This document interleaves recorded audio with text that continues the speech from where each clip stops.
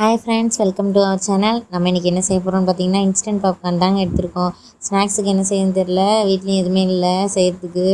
சரின்ட்டு நம்ம பிளிங்கெட்டில் வந்துட்டு 3 popcorn golden cheesy popcorn order போட்டோம். 3 பாக்கெட் 29 ரூபாங்க. கடையில் பண்ணி வாங்கினா 30 ரூபா வரும், ₹1 டிஸ்கவுண்ட்டு. பார்த்திங்கன்னா இட்லி கொண்டா எடுத்து சிம்மில் வச்சு எதை செஞ்சாலும் சிம்மில் வச்சு செய்யுங்க, ஏன்னா கருகி போயிடும். நான் சிம்மில் வச்சுட்டு லாஸ்ட்டு ஒரு 10 பாப்கார்ன் வந்துட்டு பார்த்திங்கன்னா கருகி போயிடுச்சு. சிம்மில் வச்சுட்டு கட் பண்ணி வச்சுட்டு பாப்கார்னை கொட்டிடுங்க. நல்லா எல்லாத்தையும் நல்லா உள்ளே எண்ணெய் மாதிரி இருக்கும் பாருங்கள், சீஸ் தான் அது. நல்லா கொட்டி விட்டு ஒரு தட்டு போட்டு மூடிடுங்க. மூடி சிம்மிலே வச்சிங்கன்னா கரெக்டாக 10 மினிட்ஸ் தாங்க.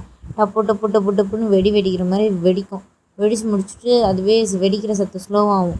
ஸ்லோ ஆகிடுச்சுன்னா பாப்கார்ன் ரெடி. அவ்வளோதாங்க. ஓப்பன் பண்ணிங்கன்னா பாப்கார்ன் ரெடி. ஸ்நாக்ஸ் இல்லைன்னு கவலைப்படாதீங்க. பக்கத்து கடையில் போய்ட்டு ஒரு 10 ரூபாய்க்கு ஒரு பாப்கார்ன் வாங்கி குழந்தைங்க இருந்தால் செஞ்சு கொடுங்க. அதே மாதிரி பிலோ 2 இயர்ஸ்க்கு கீழே உள்ள குழந்தைங்களுக்கு பாப்கார்ன் கொடுக்காதீங்க.